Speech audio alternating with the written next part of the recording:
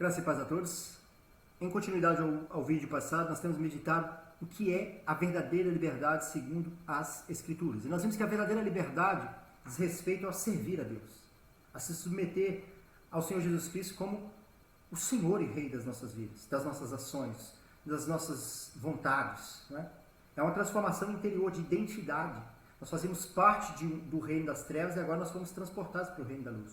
E enquanto membros do reino da luz, enquanto participantes do reino de Deus em Cristo, nós precisamos agir como servos de Cristo. Porque do contrário, nós estamos manifestando que verdadeiramente nós nunca fomos transportados do reino das trevas e que nós continuamos mortos em delitos, ok? Sob dominações. Mas muitas pessoas têm essa grande dificuldade, então, de conciliar essas duas verdades. Como é que eu posso ser livre e, ao mesmo tempo, ter que servir a alguém? Porque o conceito do mundo de liberdade é fazer o que quiser, mas o conceito bíblico de liberdade é serviço, servir a Deus, obedecer a Deus, submissão a Deus, temor a Deus. Isso é liberdade. Parece um paradoxo, não é? A melhor maneira de compreender isso é através de uma comparação com uma realidade sobre a qual nós vivemos, né? A comparação da lei. O mundo em que nós vivemos, ele é repleto de leis. Nós vivemos em uma sociedade que é regida por diversas leis. A lei de trânsito, a lei que rege o direito privado e o direito público. Nós não podemos viver de qualquer maneira, fazer qualquer coisa que nós quisermos, que não esteja em conformidade com a lei. Nós não podemos tratar pessoas da maneira que nós quisermos. Nós não podemos agir no meio da nossa vizinhança da maneira que eu quiser. Eu não posso pegar o lixo e jogar na porta do meu vizinho. Eu tenho um local específico para jogar o lixo. Existem regras, leis, sobre a qual todos nós estamos submetidos. Às vezes a gente nem se rende conta disso, né? A gente vive de maneira natural, sem se render conta que a gente está sendo ditado. Desde pequeno nós vamos aprendendo o que é certo e o que é errado, baseado na moral da sociedade, baseado na lei. E mesmo onde não há uma lei claramente especificada, existe ali um preceito moral, ético, que nos foi transmitido pela moral da sociedade, pela nossa educação, né? Seja pelos pais, seja educação escolar, e vai nos transmitir, vai nos moldar a essa maneira de pensar e essa maneira de agir. Então todos nós estamos submissos a leis, ok?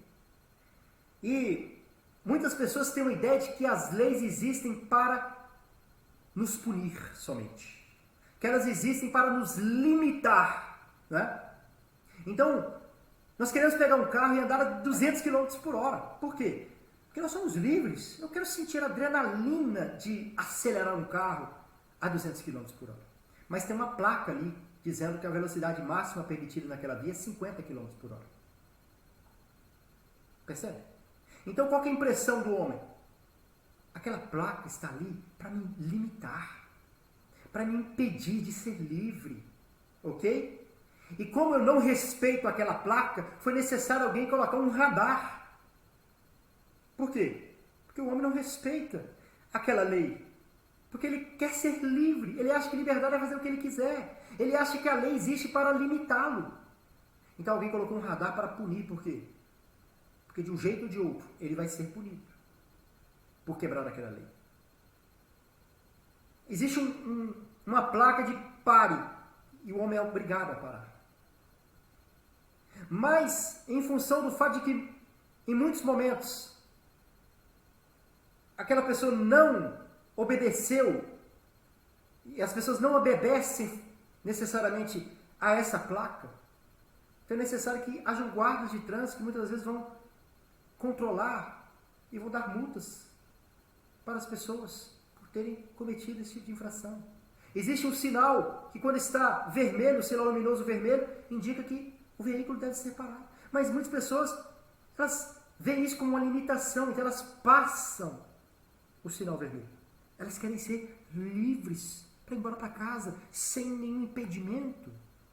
Percebe, nesse simples exemplo aqui, sobre as leis de trânsito, e isso poderia ser aplicado a todas as outras leis, o homem tem a sensação de que as leis existem para limitá-lo, para impedir que ele seja livre, que ele seja feliz, que ele faça o que ele quer, que ele tenha bem-estar. Mas essa concepção sobre a lei ela é completamente equivocada. Por quê? Porque, inicialmente, no seu mais profundo objetivo, a lei ela não existe para limitar pessoas e para impedir com que pessoas sejam felizes ou com que pessoas façam coisas que sejam boas para si mesmos. Não. A lei existe para proteger o homem de si mesmo. A lei existe para proteger o homem da consequência catastrófica que ele viveria se ele não fosse limitado pelas leis. Então eu quero pegar o meu carro e andar a 200 km por hora, e aquela placa que está ali, dizendo que a velocidade máxima permitida naquela via é de 50, ela não está ali para limitar-me, impedir que eu seja feliz, que eu tenha um bem-estar em estar dirigindo a essa velocidade. Não. Ela está ali para me proteger de ter um acidente fatal e para proteger as demais pessoas que estão nas ruas, que estão nos outros veículos, de, por causa da minha irresponsabilidade, sofrerem consequências. A lei de trânsito vai dizer que eu preciso usar um cinto de segurança, mas não é porque a lei está querendo me prender e está tirando a minha liberdade. Não. Essa lei existe porque o homem natural, ele caminha para a sua autodestruição se não houvesse leis. Então essa lei vai dizer, coloca um cinto de segurança. Por quê? Porque se você estiver a 150 km por hora, sem cinto de segurança, e você colidir, você vai ser lançado pelo para-brisas. E você muito provavelmente vai estourar a sua cabeça do lado de fora do carro e vai morrer. Então aquele cinto de segurança ali está para proteger a tua vida. As leis existem para nos proteger de nós mesmos, da nossa incapacidade de cumpri-las, da nossa maldade, da maldade do coração do homem, da corrupção moral do homem. É uma das maiores manifestações do que o homem é corrompido. Por quê? Porque ela é colocada exatamente pelo fato de que o homem não é capaz de, por si mesmo, andar de maneira reta. Então é preciso que leis sejam proclamadas. E os homens não cumprem muitas dessas leis, e é preciso então que outras leis venham para ajudar a fazer com que as pessoas a respeitem. E vem algumas leis que dão multas para que as pessoas, por intermédio então, das punições, elas possam diminuir a prática dos crimes. Mas elas continuam a fazer mal. Então vem penas mais pesadas, a prisão. Então foram criadas penas, punições para limitar o homem, não porque ela quer limitar o homem, impedi-lo de ser livre, não, mas ela quer proteger o homem, limitar as consequências drásticas da sua irresponsabilidade e do seu não cumprimento e não conformidade às leis. É exatamente a proposta da lei de Deus. Deus propõe a sua lei, e a lei nunca teve por presunção salvar os homens. Por quê? Porque a lei é impotente para salvar o homem corrompido. Ok? O homem, quando foi criado sem pecado, ele tinha a possibilidade de obedecer a Deus. Mas ele perde essa possibilidade quando ele peca. E foi o único momento da história que o homem foi livre, no sentido de possibilidade de obedecer a Deus. Foi livre para ir até Deus. O livre-arbítrio, a liberdade do homem de escolher obedecer ou desobedecer, caiu ali, quando ele peca.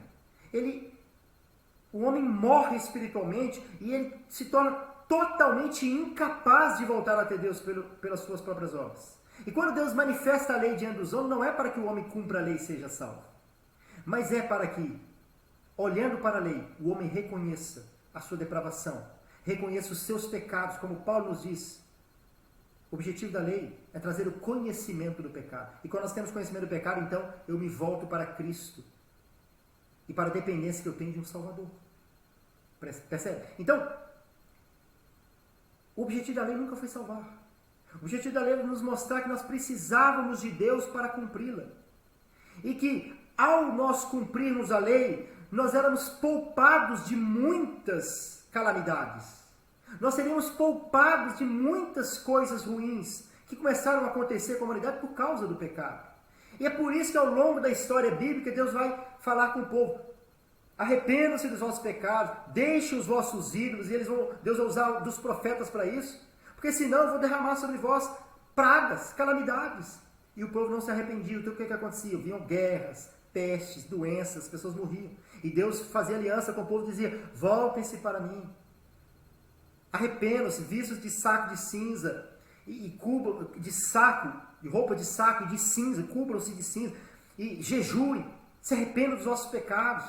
Então o povo se arrependia, e Deus então os abençoava, mas depois eles voltavam. Então a prática do pecado chegava, a depravação chegava a um tal ponto que, de novo, havia consequências. O que Deus está mostrando ali? Se vocês fossem capazes de andar segundo os meus mandamentos, vocês seriam livres de todas as calamidades do pecado. Mas vocês não são capazes. Vocês são incapazes por causa do pecado da vossa natureza pecaminosa. Mas eu provi o meio pelo qual vocês agora poderão ser capazes. Não para que vocês sejam salvos pela prática da lei, ou sejam poupados da condenação por causa da lei. Não. Mas para que, sendo agora transportados para um outro reino, para um outro domínio, para um outro Senhor, a justiça desse rei é uma justiça que pune quando há erros. Mas é uma justiça de um rei que ao mesmo tempo é pai. Ele pune, mas ele pune por amor. Ele pune, mas ele pune para o bem, para a correção, não como a punição dos ímpios, que é para a condenação. Percebe? Na Epístola aos Hebreus diz: o pai que ama o filho pune. Por quê? Porque se você não está punindo o seu filho, na verdade você não ama, você está deixando ele fazer o que ele quiser. Mas a punição não é uma restrição de maldade. A punição é quando você quer o bem, então você fala: para o seu bem, eu vou te punir, para que você aprenda. Deus, da mesma maneira, faz isso com os seus filhos. Por isso que a Epístola aos Hebreus diz: se você não está sendo punido, essa é a demonstração de que você não é filho, você é bastardo, você não é filho legítimo. Percebe? Então fazer parte do reino de Deus diz respeito a servi-lo. Ser livre diz respeito a servir a Deus. Por quê? Porque a partir do momento que nós começamos a servi-lo, então nós estamos sendo libertos das consequências malignas do pecado. E ele vai nos livrando aqui gradativamente, mas ele nos livrará eternamente na nossa glorificação das consequências do pecado. Agora, qual é a maneira de observar isso na nossa vida? Sim, nós fomos livres da condenação e da culpa do pecado no momento que nós cremos no Senhor Jesus Cristo, nos arrependemos dos nossos pecados, depositamos inteiramente a nossa confiança no que Cristo fez por nós naquela cruz. Nesse momento nós somos justificados. A culpa do pecado foi retirada. E a partir do momento que nós somos salvos em Cristo, somos justificados nele, nós começamos então num processo que vai durar toda a nossa vida, que é um processo de santificação, que consiste em quê? Em Deus nos libertando, nos tornando livres das dominações do pecado, das trevas. Deus vai mortificando a ação do pecado em nós, vai tirando o poder do pecado de nos dominar e de nos levar a pecar novamente e estarmos separados de Deus. E de que maneira isso vai acontecendo? Através da obra de santificação. Nós vamos nos arrependendo dos nossos pecados, nos abandonando. E é uma luta contínua.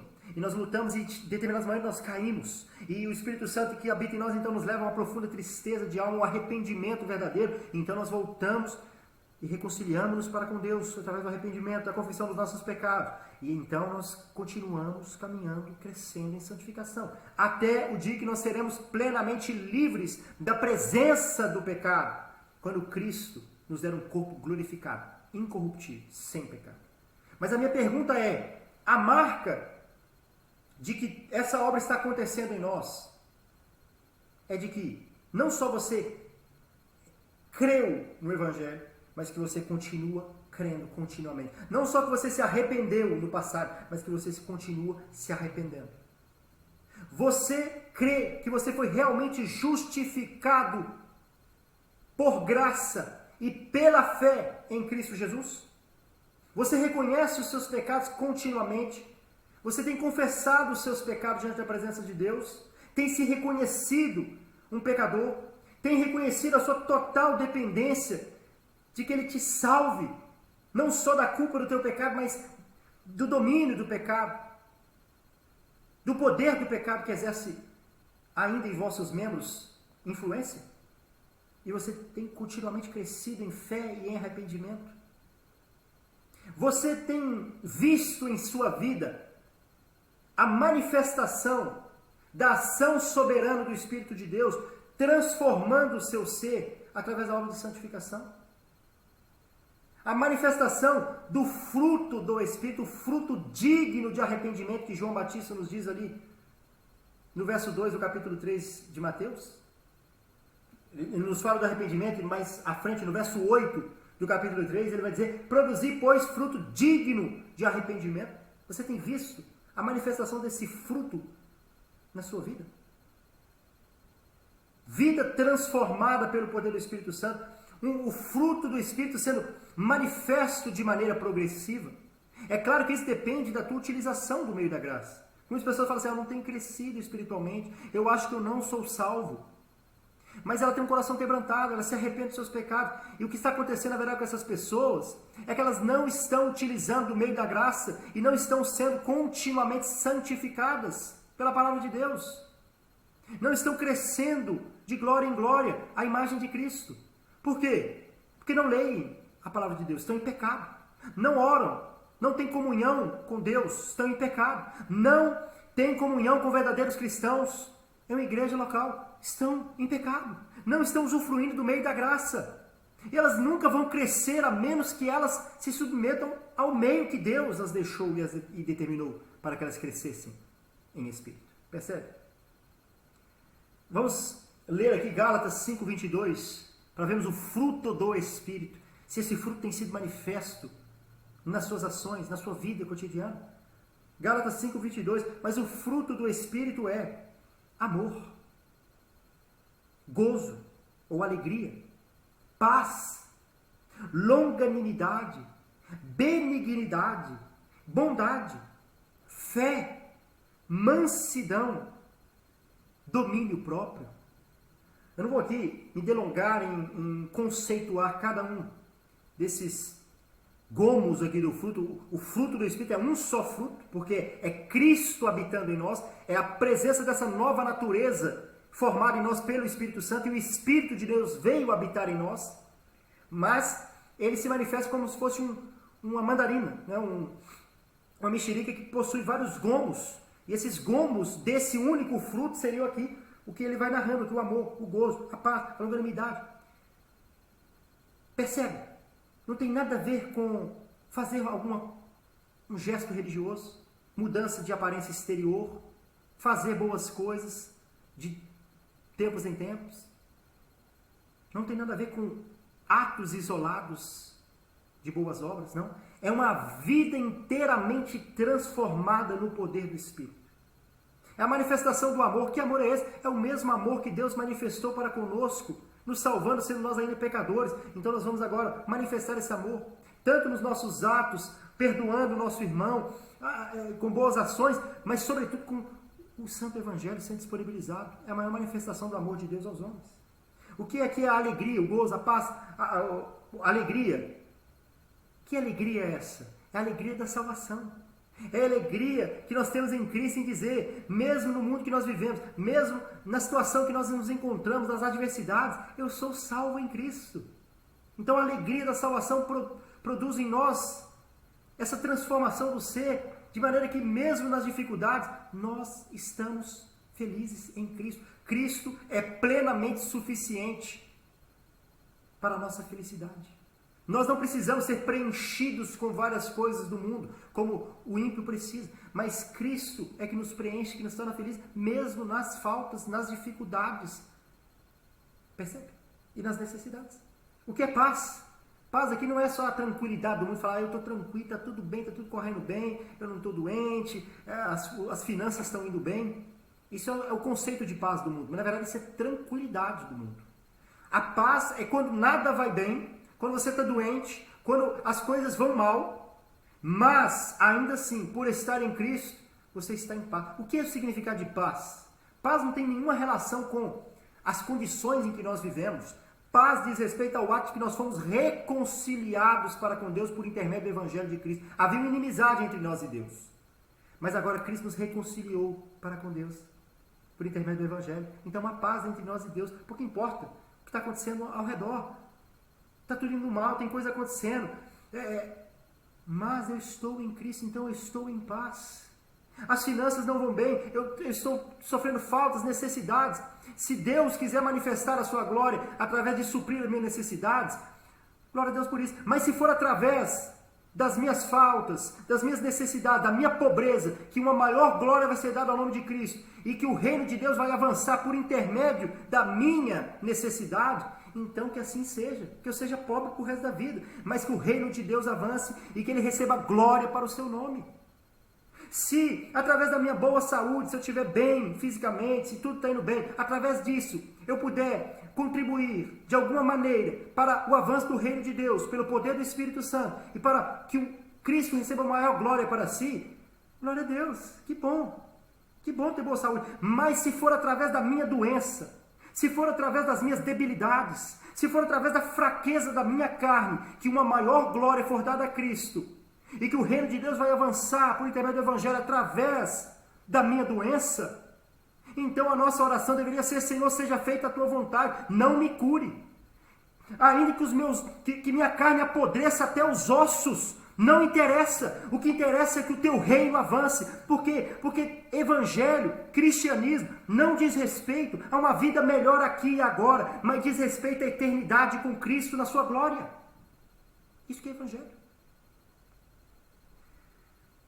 Então, o fruto do Espírito, essa é a manifestação dessa vida transformada. Longanimidade. Você é longânimo, é paciente. Quanto cristão que tem que falar: eu sou cristão, mas não tem paciência nenhuma. Vive xingando todo mundo no trânsito. Não tem paciência com a criança, agride, faz tantas coisas terríveis. Mas é cristão, está dentro da igreja. Isso não é manifestação do fruto do Espírito. Isso é um falso cristão. Benignidade. Ele é benigno. Mesmo que muitas vezes ele às vezes se enerva, às vezes tem alguma coisa ou outra, mas a sua natureza transformada vai sempre levar a atos de benignidade, de bondade para com os outros. E a benignidade não se manifesta somente em fazer o bem, mas de agir de maneira bondosa, de agir com benevolência, de ser tolerante também com os outros.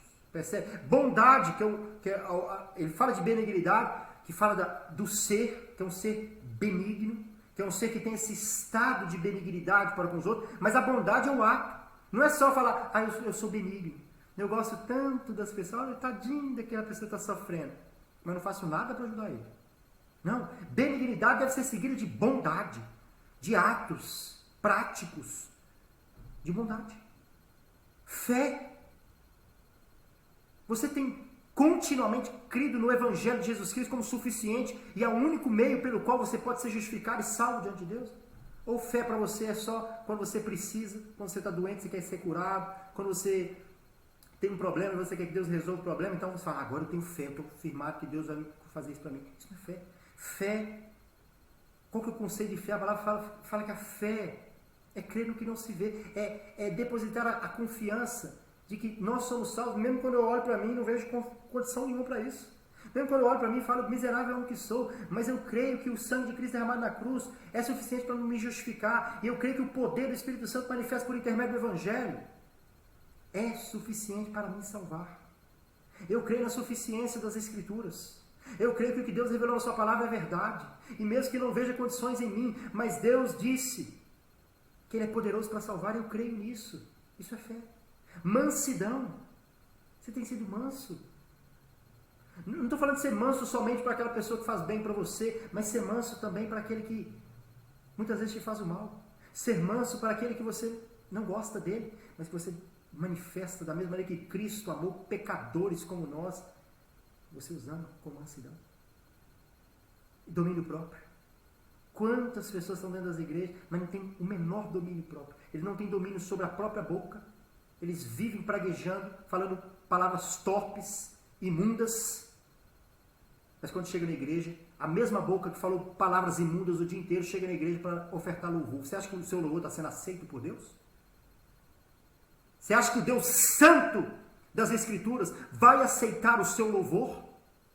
Se o profeta Isaías, que já profetizava em nome de Deus, quando vê a santidade de Deus, diz: ai de mim que vou perecendo, porque eu sou um homem de lábios impuros. Você acha que você, com essa boca imunda, está sendo aceito por Deus?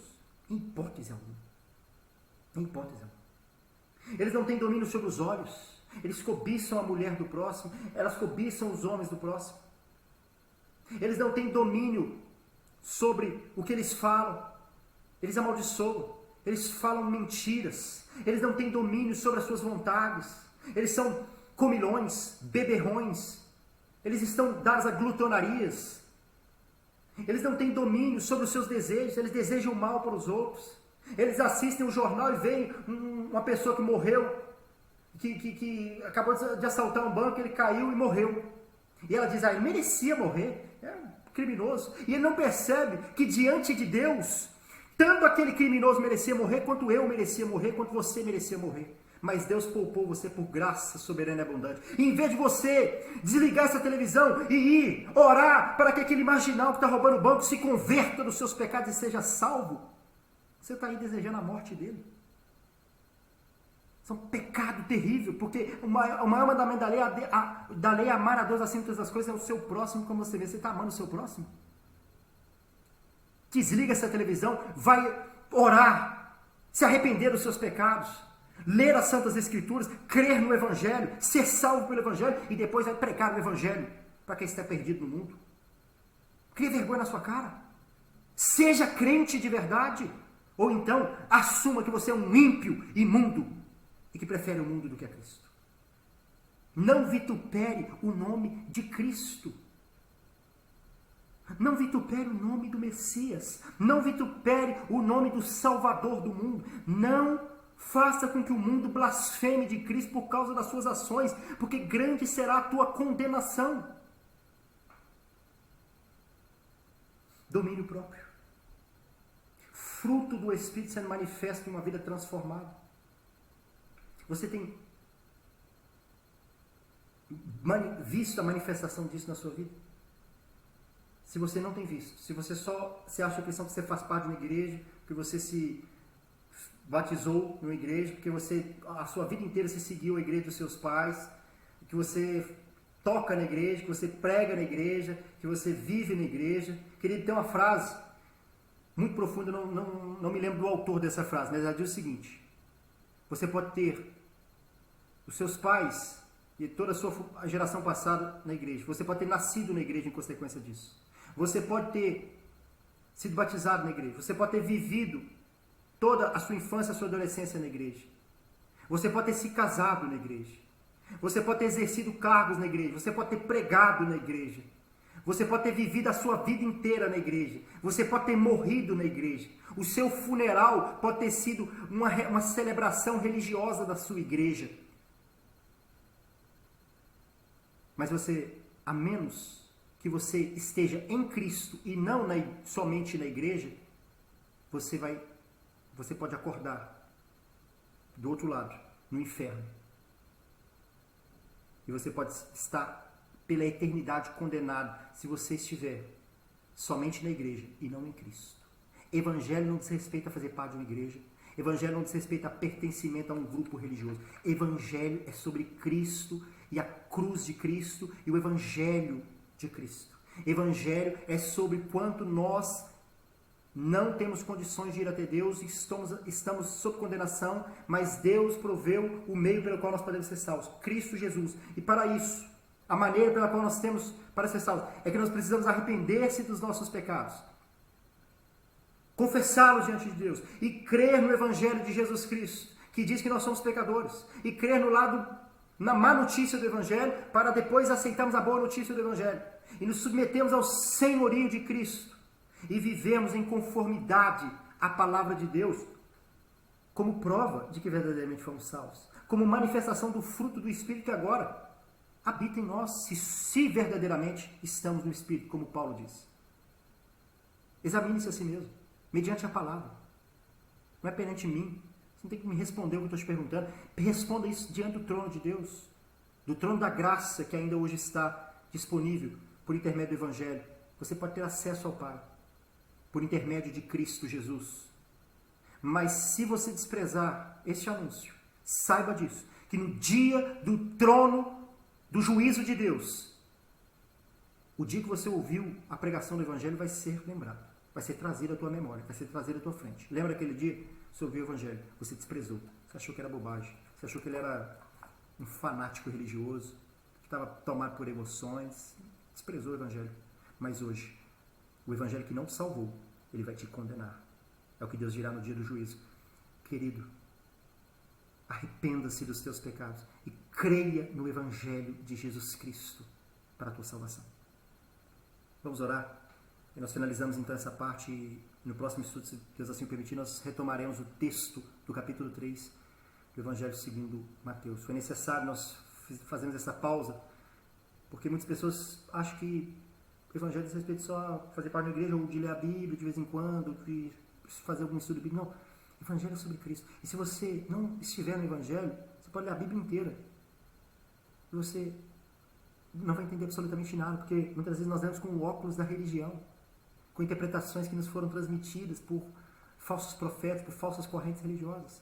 Mas nós temos que buscar a própria fonte, que é o Evangelho de Cristo. E para isso nós precisamos compreender e sermos salvos por Ele, que é somente através disso que o Espírito Santo que agora habita em nós nos fará lembrar de tudo que Cristo nos disse, nos fará compreender o que Ele nos disse. Oremos. Senhor Deus, nós louvamos o Teu nome, Pai. Perdoa os nossos pecados, as nossas iniquidades cometidas continuamente diante da Tua presença, que nos tornam indignos diante de Ti. Mas, Pai, quando nós temos meditado em todos esses vídeos, todos esses dias, nós temos lido a Tua Palavra, e nós temos visto, Senhor, que verdadeiramente Tu manifestastes o Teu amor, a Tua graça, a Tua misericórdia, mas que Tu também és um Deus santo, justo, perfeito, e que, em consequência disso, nós estamos sob condenação diante da Tua presença.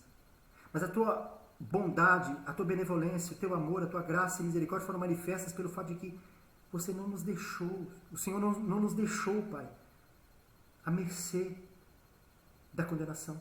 Mas Tu enviaste o Teu Filho perfeito para morrer naquela cruz, para através da Sua vida perfeita, da Sua morte sacrificial, tomando sobre si os nossos pecados, do Seu sepultamento e da Sua ressurreição. Agora, quando nós cremos no sacrifício de Cristo na cruz, nós podemos ser reconciliados para contigo. Nós podemos ser transportados do reino das trevas para o reino da luz. E, Pai, nós agora estamos sob domínio do Senhor e Rei Cristo Jesus. E o Senhor nos tem levado à santificação diante da Tua presença para o nosso próprio bem, para que a boa obra que o Teu Espírito começou em nós possa ser verdadeiramente concluída, porque Ele mesmo a concluirá, e Ele a conclui por intermédio da palavra, Ele a conclui por intermédio do Santo Evangelho, que é o poder de Deus não só para nos justificar, mas também para nos santificar e também para nos glorificar. E que, a menos que o fruto desse arrependimento esteja sendo manifesto em nós, isso não prova de que nós fomos salvos. Pai, sonda o nosso coração nessa hora. E se nós não temos produzido fruto para a Tua glória, se a nossa vida não tem sido a manifestação do fruto do Espírito, que é produzido pelo Teu Espírito que habita em nós, através da submissão à Tua palavra, Senhor, nós jamais entraremos na Tua glória. Agora, Pai, nós vamos clamar ao Teu santo nome, que o poder do Teu santo Evangelho possa agir em nós, possa agir nos corações que ouvirão esses vídeos, possa agir no coração das pessoas que lerão a Tua palavra em todos os cantos da terra, para que eles sejam verdadeiramente salvos, para que eles não estejam tão simplesmente fazendo parte de uma igreja, para que eles não tenham simplesmente nascido na igreja, crescido na igreja, sido batizados na igreja, casado na igreja, morrido na igreja, e que um dia eles possam, Senhor eterno, infelizmente, por achar que estar na igreja significava ser cristão, muitas dessas pessoas acordarão na eternidade, de frente para a condenação eterna, para a tua ira que será derramada pela eternidade no inferno. Mas que elas possam compreender que a menos que elas estejam em Cristo, absolutamente nada, nem estar na igreja, poderá salvá-las. Pai, salva-nos pelo poder do Teu Evangelho e para a Tua glória. E que o Teu reino avance. E que o Senhor receba glória para si. Pelo poder do Evangelho, em nome de Jesus. Amém. Querido, Deus abençoe. E até a próxima, se assim Deus o permitir. Graça e paz a todos.